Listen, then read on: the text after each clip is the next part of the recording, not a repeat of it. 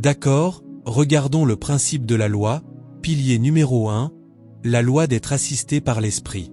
D'accord, nous sommes sur une montagne. Je sais que partout en ce mois de janvier, les églises, les pasteurs, les membres sont tous en consécration. C'est beau. Mais vous devez aller au-delà de la consécration. Ne vous contentez pas de vous joindre aux prières. Ayez à l'esprit que dans cette prière, vous avez un objectif. Quel est l'objectif? Être assisté par l'Esprit. Attirer des esprits, une assistance angélique, pour vous aider à prendre le dessus sur vos défis pour l'année à venir. Puissiez-vous recevoir l'assistance de l'Esprit au nom de Jésus-Christ. Vous lisez à propos de Samson, comment lui et sa mère se sont adonnés à certains rituels et disciplines. Et lorsqu'ils s'y tenaient, vous lisez encore et encore, dans la vie de Samson, et l'Esprit du Seigneur vint sur Samson. Samson vivait une vie extraordinaire à travers certaines disciplines qui attiraient des esprits dans sa vie et lui donnaient une puissance surnaturelle. À un moment donné, il était à Gaza. Gaza est un territoire philistin. Et l'ennemi encercla la maison où il se trouvait, attendant le matin pour le tuer. Mais à minuit, Samson se réveilla. Recevez la grâce de vous réveiller dans vos heures de minuit. Et l'Esprit du Seigneur vint sur lui, et il arracha les portes de la ville et les 2 piliers de la ville, non pas d'une maison mais d'une ville. Il arracha les portes d'une ville, retira les piliers de leurs emboîtements, porta les portes et les piliers sur son dos. D'où? De Gaza jusqu'à Hébron. C'est-à-dire du territoire philistin au territoire israélite, environ 32 kilomètres. Un homme arracha les portes d'une ville et les porta sur 32 kilomètres pour les déposer là-bas. Frère, il avait une puissance extraordinaire à cause de certaines disciplines et de certains rituels. Cette année, vous porterez la puissance. Vous porterez la grâce. Vous n'opérerez pas comme un homme ordinaire. C'est pourquoi, quand on dit 100 jours de jeûne, ne venez pas simplement de façon légère. Vous venez comme vous voulez, vous repartez comme vous voulez. C'est ainsi que vous repartirez vide. Vous devez avoir un cœur pour connecter les esprits. J'ai eu le privilège de témoigner du ministère de Papa Adebois. Je me suis assis sous son ministère par la grâce de Dieu et j'ai été témoin du ministère de Papa Adebois. Et je crois qu'il sortait d'un long jeûne ce jour-là, parce qu'il était si frêle, très frêle. Il arrivait à peine à se déplacer jusqu'à l'estrade, à peine à parler. Et il parlait très doucement, comme il le fait habituellement. Pourtant, la puissance, les miracles se produisaient. La puissance de Dieu était en action.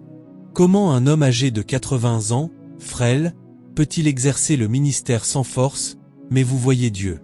Je suis allé en Corée du Sud pour être avec Yonggi Cho, et je me suis assis dans le ministère de Yonggi Cho.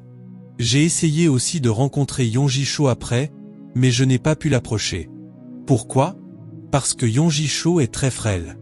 C'est un homme très mince, très mince.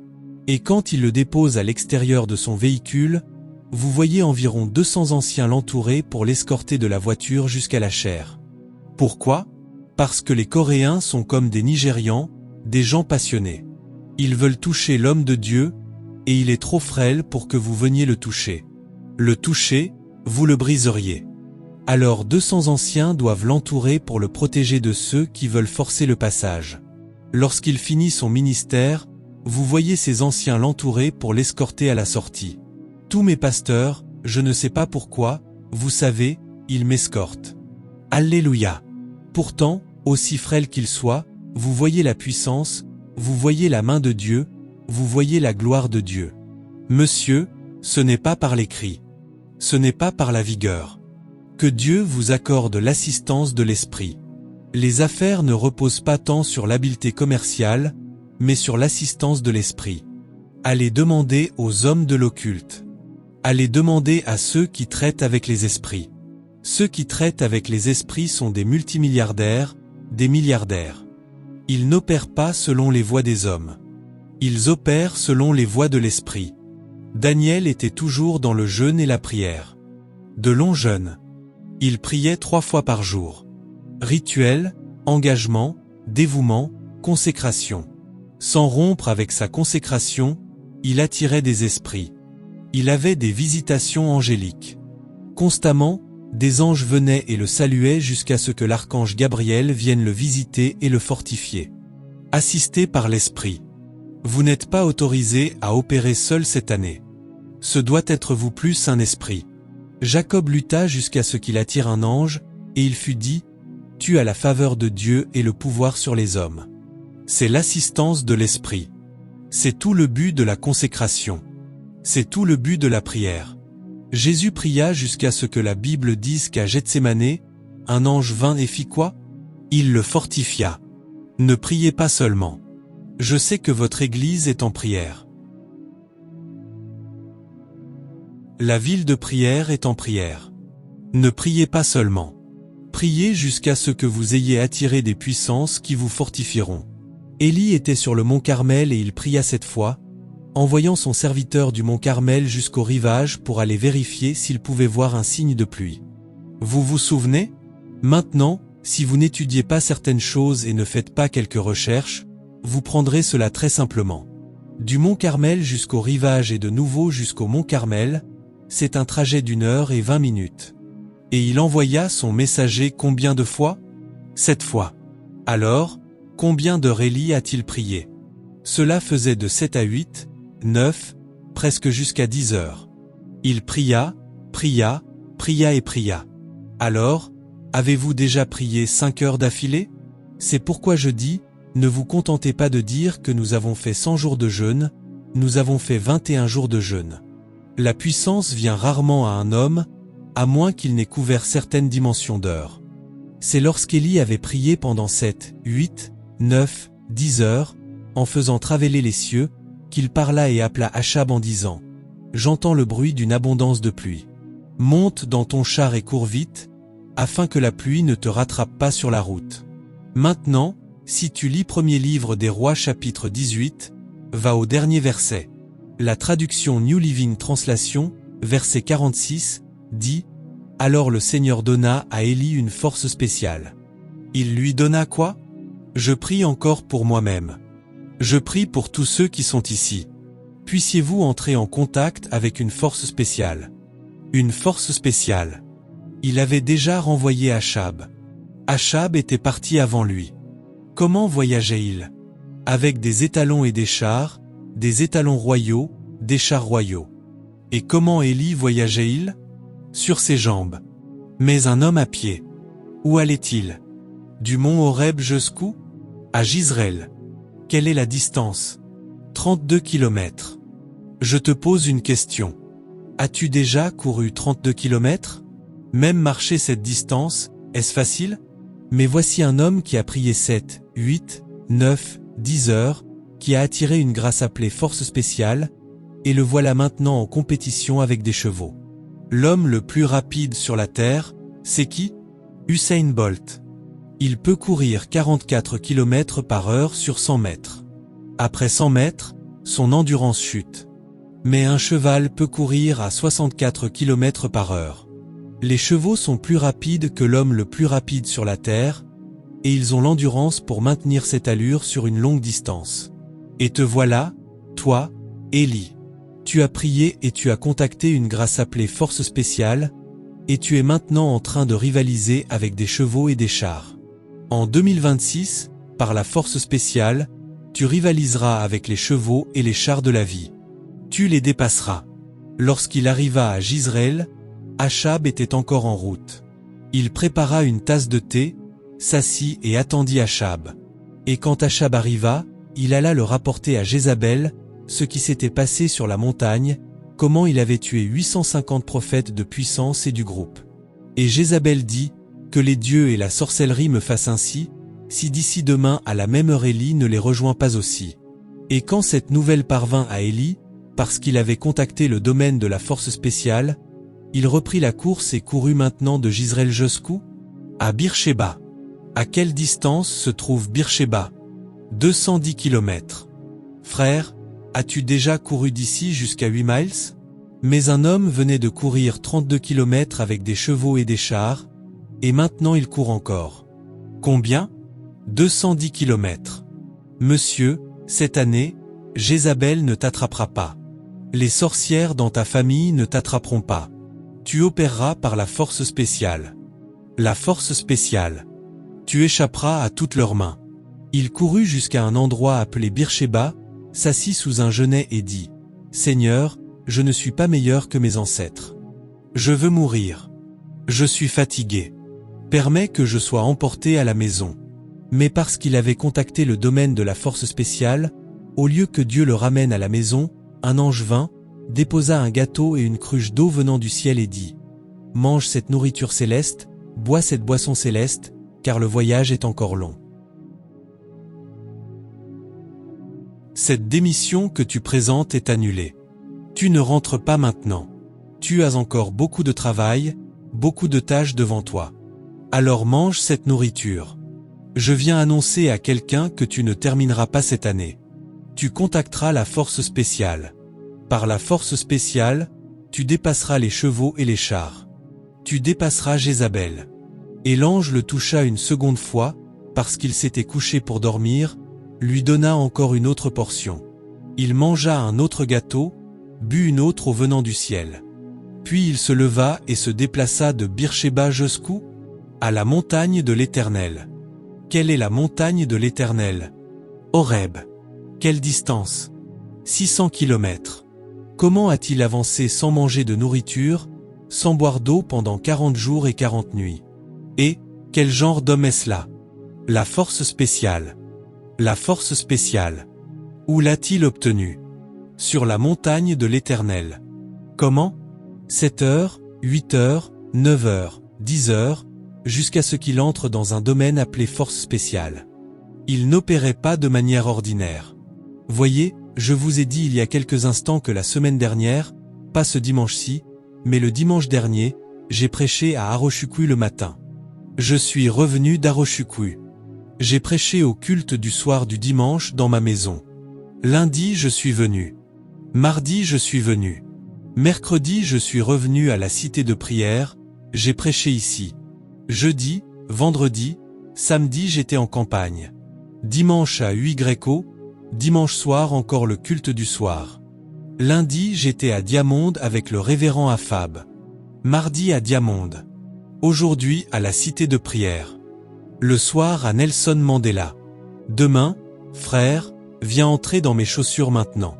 La Bible dit que même les jeunes se fatigueront, ils tomberont d'épuisement.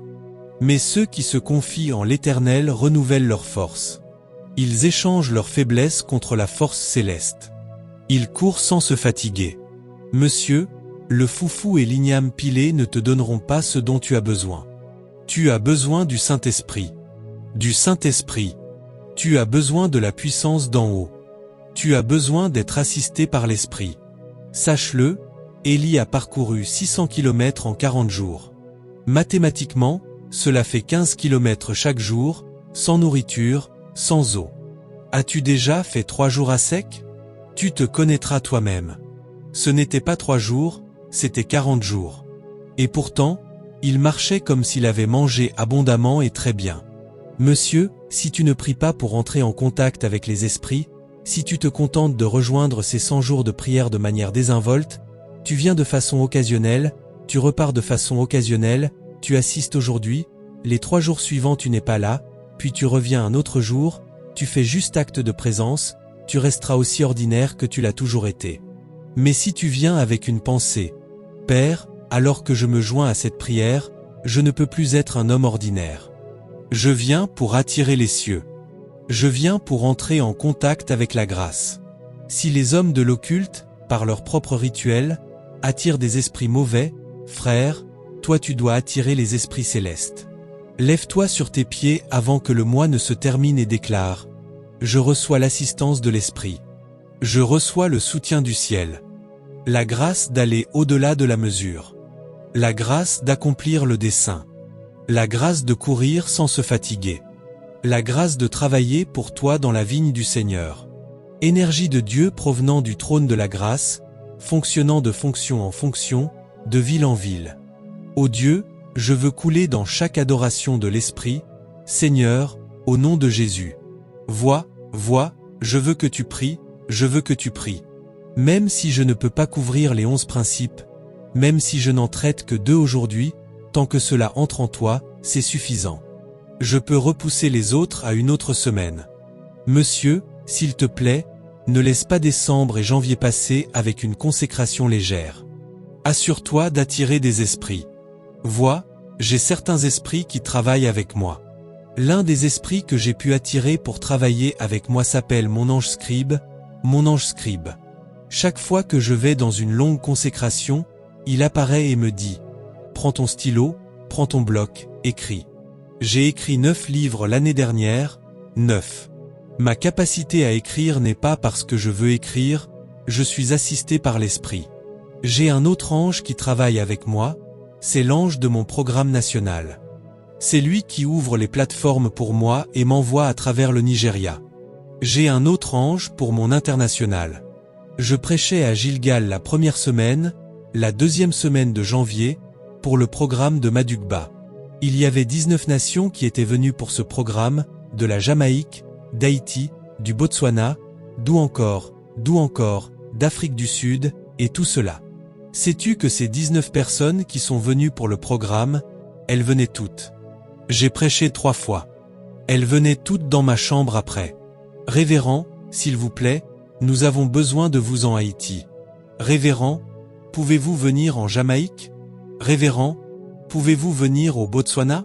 J'ai des réservations dans environ 12 pays du monde à partir de mon premier programme, un seul programme. Non, ce n'est pas à propos de la casquette. Je te dis qu'il y a des anges qui travaillent avec moi maintenant. Cette année, j'ai déjà 20 pays dans lesquels je voyage, 20. D'accord. Je n'ai pas présenté ces frères, ils viennent du Burkina. Oui. Ces frères ici viennent du Burkina Faso. Ils étaient censés venir à 15, ils sont venus à 3. La semaine dernière, quelqu'un est venu du Cameroun. Tu ne sais peut-être pas ce qui se passe en ce moment. Des gens partout dans le monde recherchent 40. Oui, ce sont mes anges. Mes anges amènent des personnes de partout dans le monde. Et il y a aussi des personnes qui me connectent constamment, ce sont des anges. J'ai des anges des médias. Ce sont ceux qui travaillent avec mon équipe média et qui font que mon profil se répande dans le monde entier. J'ai un autre ange, qui est mon ange des finances. Il est rare qu'un jour passe sans qu'au moins un demi-million n'entre de différents endroits de la Terre, rarement un jour. Pourquoi? Je suis assisté par l'esprit. Il y a un endroit où je me tenais pour prier dans ma chambre. Ma femme est venue un jour et m'a dit, « Mon mari, j'ai vu qu'il y a un être qui se tient ici à cet endroit, très grand. Je le vois toujours ici. » J'ai dit, « C'est là que je me tiens habituellement. C'est mon ange de prière. Chaque fois que je me tiens à minuit, mon ange, en fait, bien des fois, il m'attend avant que je n'arrive. Tu n'opères pas dans la vie de manière ordinaire, sinon tu mourras de manière ordinaire. Tu dois payer un prix pour attirer des esprits. Si je ne dis rien d'autre aujourd'hui et que nous nous arrêtons ici, tant que tu réussis cela, monsieur, cette année sera une grande année pour toi. Travaille pour attirer les cieux dans ta vie. Batte-toi pour cela. Lutte pour cela. Fais tout ce qui est possible. Frère, si tu échoues dans ce domaine, c'est ainsi que tu n'opéreras que dans le domaine de la chair. La Bible dit, « Celui qui vient d'en haut est au-dessus de tous. Celui qui vient du ciel est au-dessus de tous. » Monsieur, n'opère pas depuis ce royaume-ci. Fais ce que tu peux pour connecter les cieux. Lève maintenant tes 2 mains. Commence à prier. Commence à prier. Commence à prier. Commence à prier. Allez, allons-y. Allons-y. Allons-y. Allons-y. Allons-y, assistance céleste, assistance angélique, assistance de l'esprit. J'ai besoin d'aide dans le monde présent, en l'année 2026. Aide-moi, Seigneur. Aide-moi, Seigneur. Donne l'aide. Donne la grâce. Donne la force. Le Dieu de l'approvisionnement divin. Père, donne la grâce, donne l'aide, donne la force, l'approvisionnement divin, l'énergie divine, l'énergie surnaturelle, l'énergie venant de Jéhovah pour l'éternité. Jésus. Au nom de Jésus, nous avons prié. Amen. Je te donne encore une autre occasion de prier. L'ange a dit à Élie, « Le voyage devant toi est long. Tu as besoin de manger une nourriture qui ne vient pas de la terre.